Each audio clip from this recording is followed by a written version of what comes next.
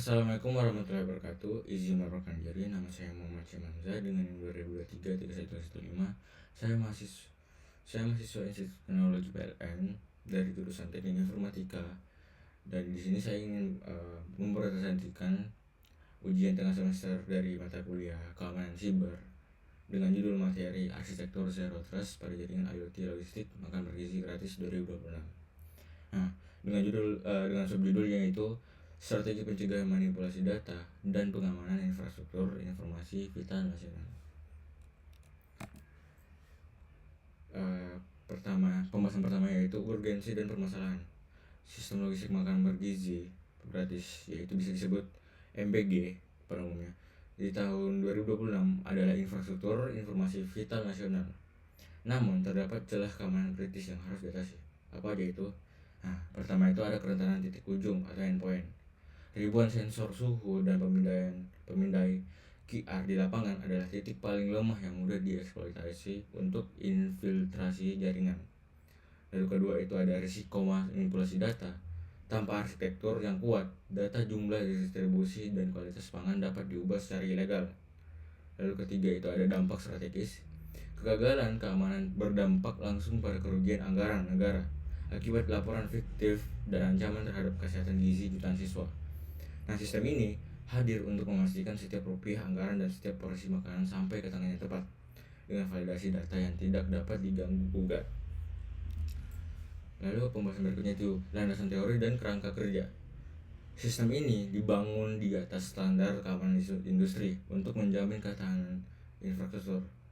Nah, di sini kita mempunyai 3 pembahasan. Jadi pertama itu ada Zero Trust Architecture atau bisa disebut ZTA.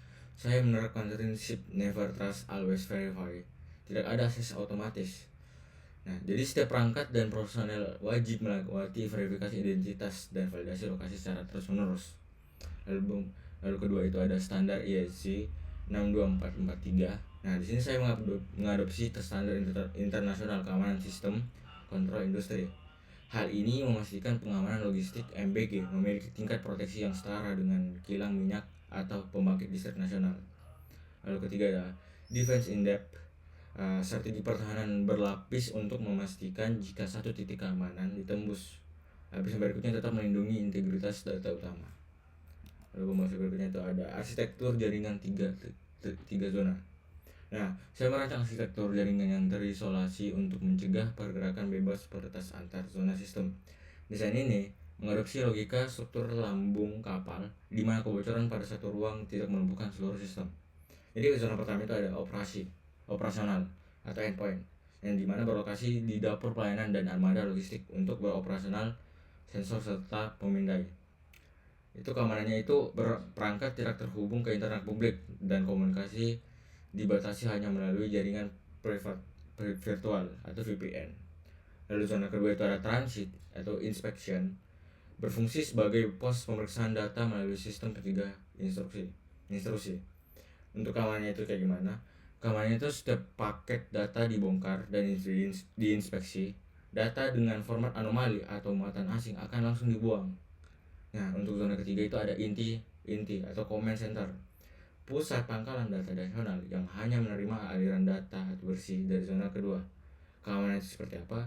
Hak akses administratif diisolasi secara ketat dan wajib menggunakan autentikasi kunci fisik. Lalu pembahasan berikutnya itu ada protokol autentikasi dan segmentasinya. Nah, untuk mencegah pergerakan lateral peretas belajar dari kasus Singhalt, saya mengunci setiap titik akses dengan 4 lapis verifikasi ketat sebelum data diizinkan masuk ke jaringan. Untuk lapis pertama itu verifikasi ID perangkat. Hanya perangkat dengan MAC address dan nomor seri yang terdaftar resmi yang dapat mengakses aplikasi. Lalu lapis kedua itu ada autentikasi biometrik. Petugas wajib melakukan pemindaian sidik jari atau wajah untuk memastikan otoritas personal. Lalu lapis tiga itu ada geofencing.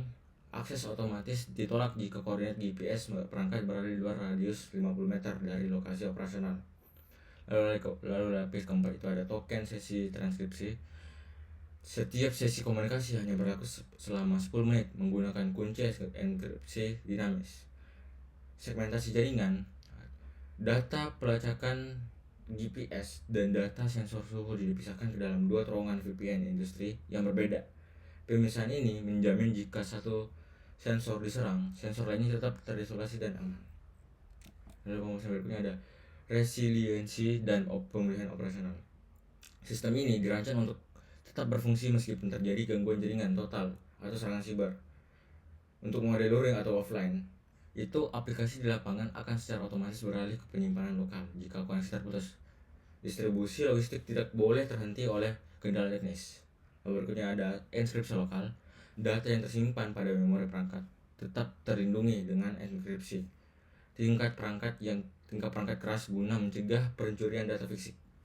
Lalu berikutnya ada token serah terima darurat, yang dimana penggunaan kode baris atau barcode sekali pakai sebagai bukti sah penerimaan logistik saat pelecakan satelit tidak tersedia.